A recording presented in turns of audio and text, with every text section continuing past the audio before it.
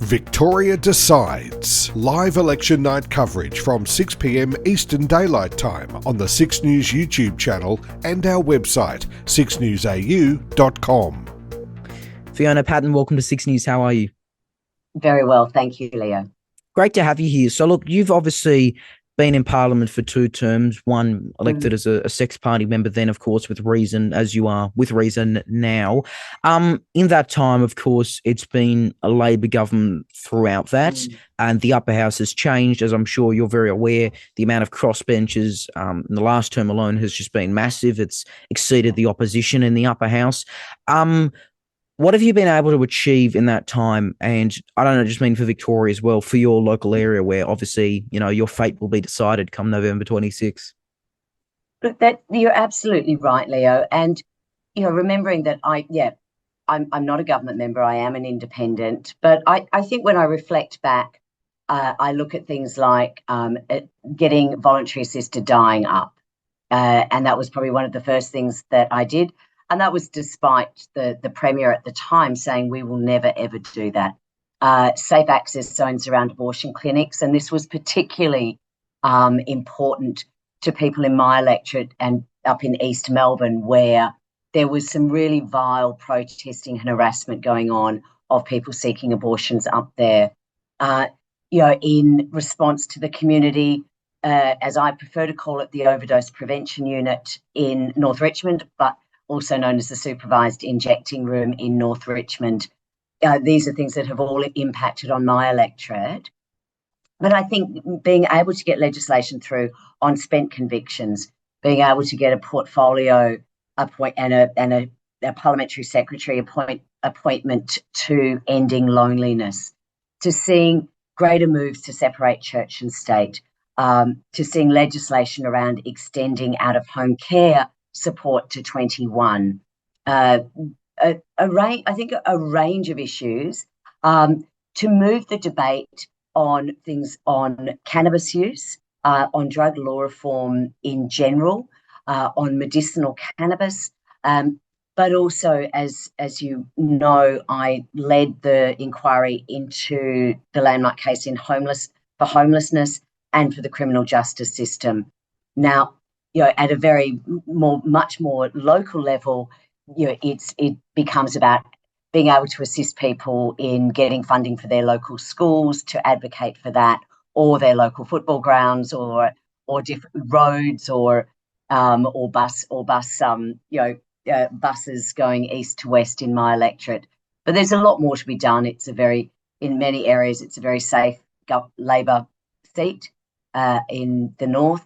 So they do get ignored.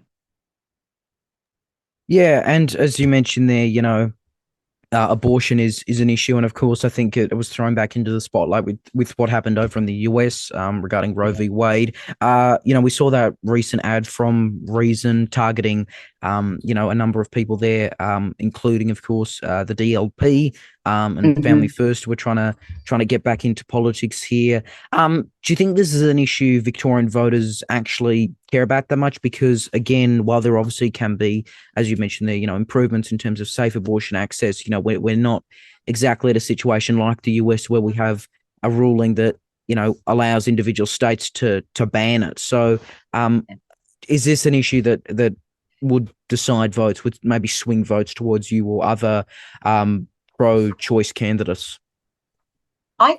I think it is an election issue, and I am greatly concerned of what the upper house could look like, particularly for women's reproductive rights. Now, we think that the argument has finished in Victoria, but it hasn't, and it still continues. But also, there's more work for us to do. If you are a person in a regional area, access to reproductive health is not easy. And depending on where you're zoned for your local public hospital will decide the type of reproductive health that you get, because some public hospitals have got religious management, and they won't allow certain types of reproductive health, including abortions. So we've still got a lot of work to do in this area, and there is an attack in this in regards to abortion, in regards to equality. We've got nearly 15 Conservative parties running in the upper house. I don't know what that upper house, those numbers are going to look like, but I also know that Labor has pre-selected some Conservative right-to-lifers to go into the upper house. And as we know, the Liberal Party has done the same. So even if we were trying to progress the women's health in this state, I think we would get we could face great opposition in the upper house, but I think there will be significant pushes to take us back. Yeah, and look, we'll get to the upper house in general a bit later, because obviously there is a lot that can be discussed there. I'm interested though in what you think might happen generally regarding this election. Obviously, Reason's running in the lower house, where regardless of how well Reason does it, it really is a big uphill battle for the Liberals here, even after 8 years of opposition, to gain even double-digit seats, which is what they need, and it's an extraordinary situation that we're talking about a Labor majority. So many people have just accepted Labor's going to get back in because it just does not seem like the Liberals can make any ground here. Is that your take on it? What do you make of how the coalition is going? I'm struggling to see how the Liberal campaign is actually gaining much traction. They just don't seem to have the skill to get their arguments across and to articulate some of their policies well. But yet, Labor has got to lose 18 seats. And I don't know any which way of how Liberals can win, can win a dozen seats back to gain power. However, I think some of the independents, and certainly some of the independents out in the West, may pick up some of those Labor seats. I wouldn't say it's definite, but Werribee and Melton, certainly areas where they've got there's some strong independents running. But the other independents that may possibly have balance of power if Labor is to lose a number of seats, would be Liberal seats that would be lost to the other community campaigners and the sort of the so-called teal wave. So I think Labor will go backwards. But I still can't see how they're not going to be able to form government after November 26th. Yeah, and of course, it's not just independents. Greens could also pick up a couple Labor seats as well. And even if there were a couple independents who would work with the Liberals, you still can't find that 18 or so.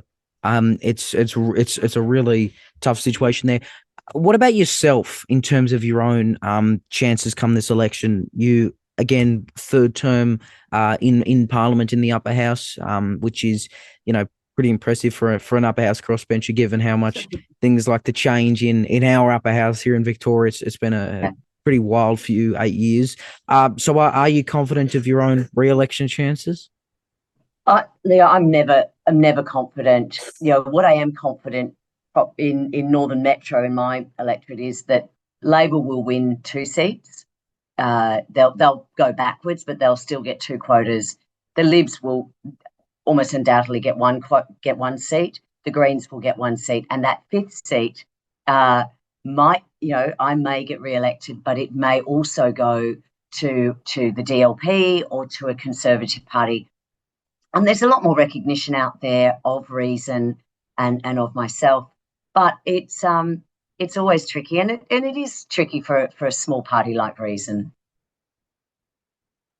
Yeah. Now, of course, the other thing about the upper house is, I think we're all aware of the system that's required to get into it, group voting tickets, which have been a big talking point back in 2018 when we saw a lot of very small minor parties and even micro parties get in. And I think the general consensus is it will play a part in this election too. You have, spoken about there being issues with them, but you've also said, want to keep regions, and I believe you have voted against abolishing it. So Can I confirm, what is your stance on group voting tickets in terms of them staying or going? Look, I think we need to review it, and I have no doubt that in the next term that the Electoral Matters Committee will do the work that they were supposed to do this term about how we set up a fair and equitable voting system for the upper house of Victoria. Now, people say that, oh, we're the only state that does this. Every state elects their upper house in a different way. Tasmania does it differently to New South Wales, to South Australia, etc. So what it looks like and whether we abolish group voting tickets, I don't know. I'm not saying let's take them off the page, take them off the table immediately and absolutely. But I do think that what we're doing now is not working.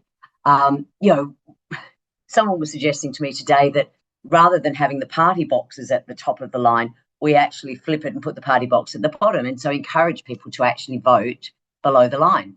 Vote 1 to 5. It was below the line voters that got me elected in 2018.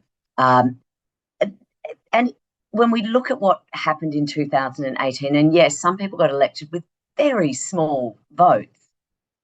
30 people voted, 30% of Victorians voted for someone other than a major party. And the upper house is somewhat reflective of that. Now, it's not exactly reflective of what those votes looked like, but the kind of the preferencing and the harvesting of very small amounts of votes that then people use to sort of whirlwind into a bigger vote, and you get 15 parties getting a 0.25% or 0.5% all working together, preferencing each other tightly to then get them over the line. I think there's that system is not workable and it's not democratic. And whether we set sort of a minimum percentage before your preferences can flow on, I think there's a lot of good ideas. But when we've seen reform in other areas, we've seen the end, as in WA, we saw the end of regions. And I think for my personal humble opinion, I think the regions are good for Victoria. I know that when I'm out in regional areas, they appreciate that they have 5 representatives in the upper house who represent them, not the whole of Victoria. And that was the criticism with WA, obviously a much larger state geographically, and to abolish some of those regional regions definitely was the main was a big issue once it happened. But yeah, you touched on it there. The main criticism of GVT does seem to be the way that your preferences can effectively be ignored.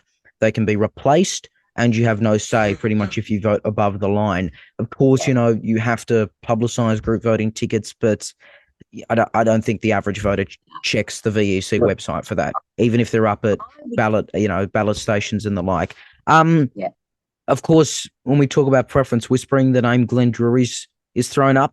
Glenn Drury, are you planning on working with him for reason and for your own re-election? Look, Glenn and I probably we haven't spoken for a number of years. I can't imagine that changing at all. I'm trying to, in the way that I arrange my preferences, I'm trying to preference like-minded parties that, in my mind, if I didn't get elected, who would I want in that seat? And that was the way I did the reasons preferencing in 2018, and I will continue to operate that way.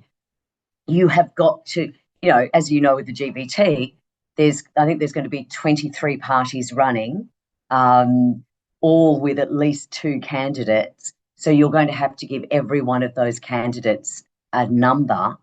I think where I'm going to be struggling is who to put last.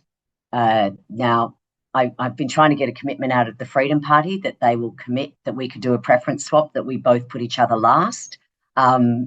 But I haven't had that confirmed from them. Yeah, so no, I have no plans of working with Glenn Drury. However, the people the 6 or 7 parties that he does represent, I am going to have to put a number against them. I don't know if that's ever been done before, trying to preference each other last. That's No, no. Pretty unique thing. Well, for me, I would feel proud to be the least liked by the Freedom Party. However, I think there's a lot of people that they don't like, in not only me. There was some criticism though of some of your preferences back in 2018, because you look at who was put above the major parties, Labor and Liberal. Labor was ahead of Liberal for the record, but there were a few parties. Some have called right wing, far right, against your own values. They've criticised them. I think two names that have been thrown around were the Justice Party and the Liberal Democrats. Do you stand by how you did that preferencing back in 2018? Because that may have been key to your success, even if you did get below the line votes as well, upper house above the line, would have contributed to it. Yeah. Look, I think when I first met Darren Hinch, and I've known Darren for a very long time, we had some similar goals around drug law reform. There was a range of issues. I think that they swung to the right. And became more and more conservative in their time in Parliament. And it was I was disappointed in that, and I was disappointed in the way that they chose to vote a number of times against what I thought was very sensible legislation. The LDP, again, another party where issues like drug law reform, issues around a range of policies that Reason has, voluntary assisted dying. These are policies that party was very aligned with us. Again, last few years we've seen some true colours from the LDP, and we've seen how they've actually got a very conservative bent to them, rather than just they would define it as pure libertarianism, but I would define it as actually pretty conservative. So I don't think they were wrong decisions in 2018, but my how to vote cards, my group voting tickets will look different this time. Yeah. And again, we look at them and it was them above parties like the Greens. So you can imagine that might be changing now. The other thing was that seems to be a big issue for some people was the pandemic bill that was about a year ago that we saw it happen. And look, I've spoken to Rod Barton about this. I've spoken to Andy Medic about this. I'm interested in your thoughts. Do you stand by supporting that? Because there was a lot of anger about it at the time, a lot of anger from people, maybe justified, maybe not. That's not for me to decide. But it is something that people are still talking about now when they think about who to vote for, who to preference. Yeah. I stand completely by that pandemic legislation. And you know what? I mean, I could not continue to support a rolling state of emergency. I could not continue to support the status quo and what we had. So my position was we needed specific legislation, and we needed to fix a number of the problems that we had with this very draconian piece of legislation, being the state of emergency legislation. So I pushed for pandemic specific legislation, and was actually negotiated that would be the case, and that I would be at the table when that legislation was developed. So I stand by that legislation, and I worked with Liberty Victoria, the Law Institute of Victoria, the Human Rights Legal Centre, the Human Rights Commission, the Public Centre for Integrity, Transparency Australia. We looked at the work that they'd done in Denmark, in New Zealand, to find something that would have some integrity, that would have transparency, and that it was something that could work in a pandemic, not state of emergency legislation that was designed to work for floods and fires and hurricanes and those types of things. So I stand by that legislation. Look, I had to change, we got a lot of flack, and I still do. And there's certainly people I run into in the street who tell me how they feel about it. But I also believe that it was misrepresented in many ways.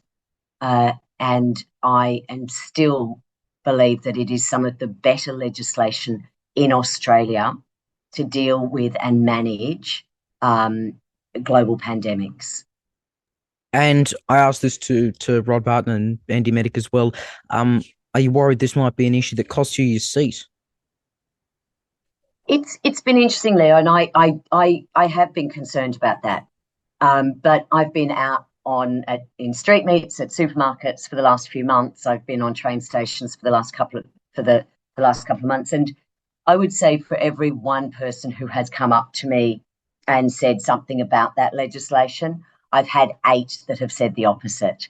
So while I know that the pandemic was terrible for a lot of people and it impacted a lot of people, I think up in my electorate and the people who would choose to vote for reason, we may lose some people, but I think also other people saw the need for it and saw the need for legislation that was not as opaque as the state of emergency legislation was. And look, just finally, we heard today, of course, as you commented on social media, Adem Somyurek is back. You know, he resigned from Parliament only a few days ago, said he wasn't coming back. And then suddenly he's announced, you know, he's joined the DLP. He's not going to be running in his current seat of Southeast Metro. He's going to obviously your electorate of Northern Metro. What do you make of that? Because the DLP doesn't seem to be doing, or at least back in 2018, didn't seem to be doing too bad in terms of the electoral results, and actually seemed to be close to winning that 5th and final seat.